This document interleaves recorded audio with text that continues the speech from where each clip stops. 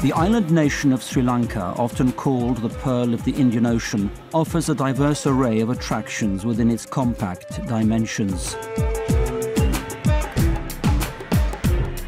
Scarred by more than 25 years of civil war, today Sri Lanka is on an uneasy path to healing.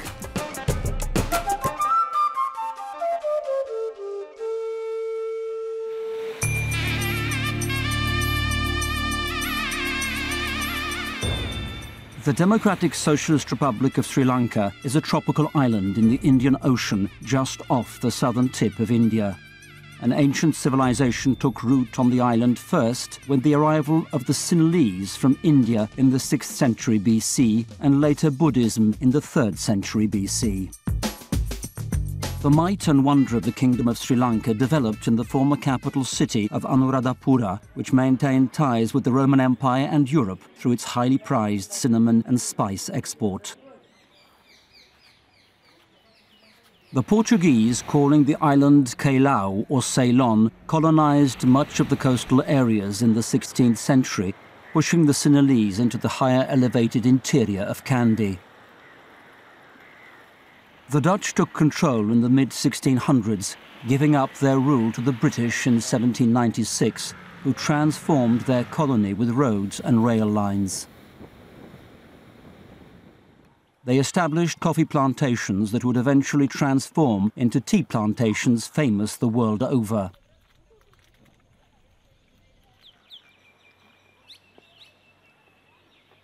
Ceylon became a sovereign state in 1948, eventually changing its name to Sri Lanka.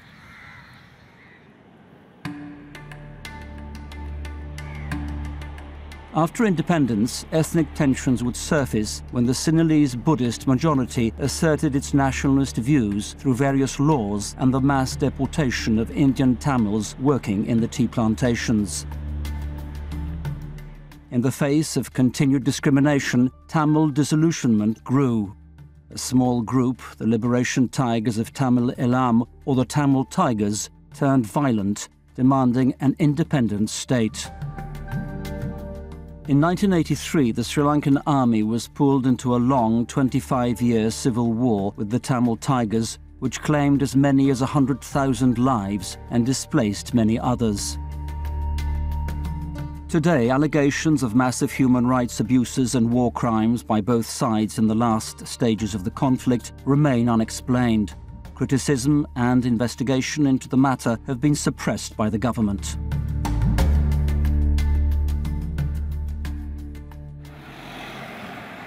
The economy of Sri Lanka has picked up steam after the civil war.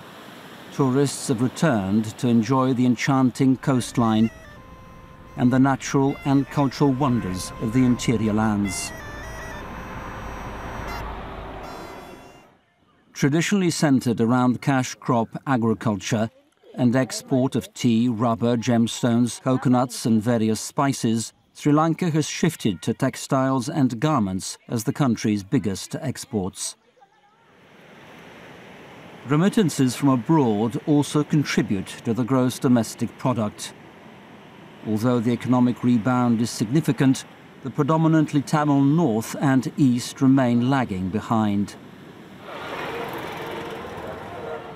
The estimated population of Sri Lanka is 21.8 million. Ethnically, some 74% of the population is Sinhalese, while 14% are Tamil and 9% are Sri Lankan Moors.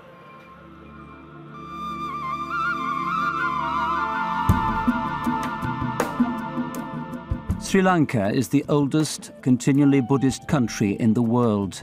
Theravada Buddhism, which arrived on the island in the 3rd century BC, is practiced by 70% of the population.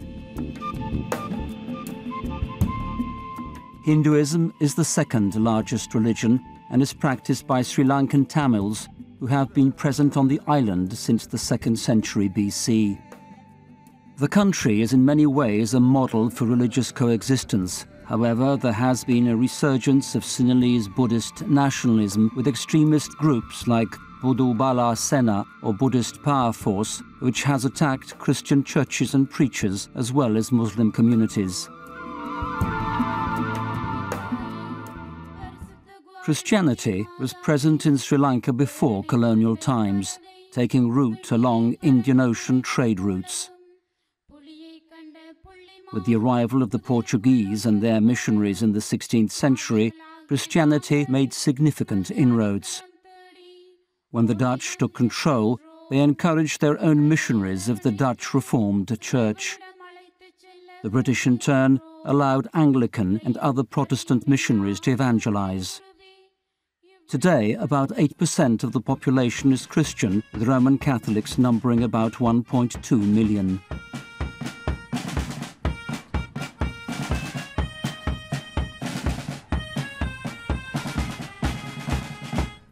I think the Catholic Church in Sri Lanka is unique by its closeness to the people. The concern for the needs of the people is quite strong. For them it's natural that when a shepherd or when the priest goes, he means a lot to them. Not because of an individual, it's not an individual closeness, but it is the closeness of the church.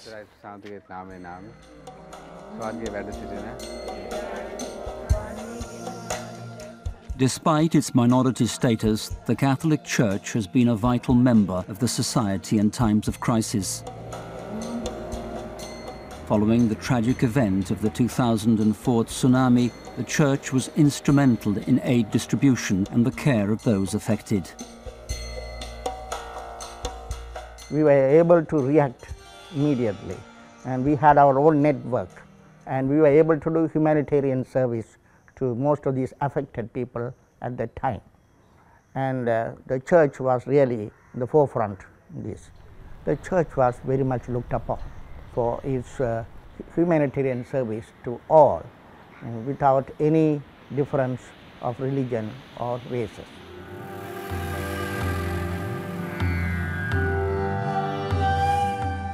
The country still remains in need of reconciliation after the war. As Roman Catholics are the only religious group that bridges the Tamil and Sinhalese ethnic divide, they are in a unique position to give witness and offer healing for the deep scars of Sri Lanka's long civil war. In Sri Lanka, practically all the dioceses, there are these two groups, Sinhalese and Tamils, of course in different percentages. In my diocese, we have about 10 to 15% Tamil people. So we have that reconciliation or coexistence as something natural, which is something sacred and precious to us.